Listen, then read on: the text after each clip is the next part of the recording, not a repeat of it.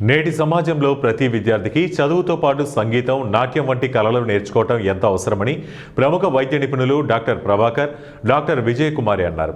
స్థానిక ఎల్ఐసి కాలనీలో JS cultural academy వార్షికోత్సవం సందర్భంగా ముఖ్య అతిథులుగా పాల్గొన్న వారు వివిధ కళలు నేర్చుకుంటున్న విద్యార్థులకు మెమంటోస్, ప్రశంసా పత్రాలు అందించారు. ఈ సందర్భంగా రోటరీ క్లబ్ అధ్యక్షుడు నాడబాల గణేష్ మాట్లాడుతూ విద్యార్థులు అనేక మానసిక ఒత్తిళ్లతో అనారోగ్యం పాలవుతున్నారు. వారి మానసిక ప్రశాంతతకు, ఎదుగుదలకు, ఆత్మవిశ్వాసాన్ని పెంపొందించుకోవడానికి ఇలాంటి కళలు ఎంతో అవసరమన్నారు.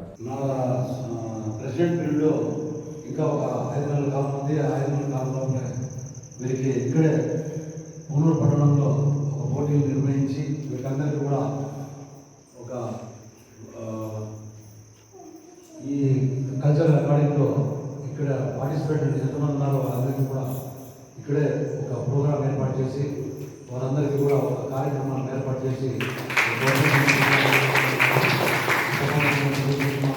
అలాగే ఇక్కడ వచ్చినటువంటి 14 మందిని చూస్తేనే చాలా సంతోషంగా ఉంది. ఎందుకంటే వీళ్ళ ముఖంలో ఉన్నటువంటి తేజస్సు మనలో ఎవరు కూడా లేదు.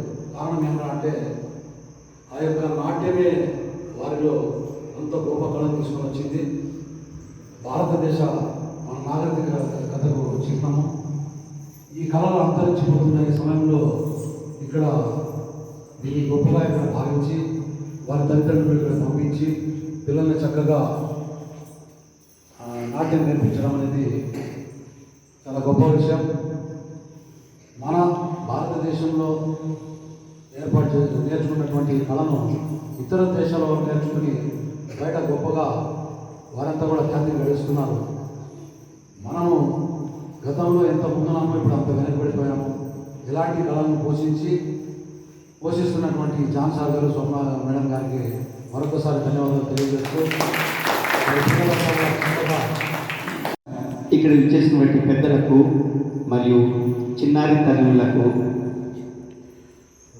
నా నమస్మాంజలు. కళ కేవలం వరం, అది కృషి, సాధన స్వయంవరం.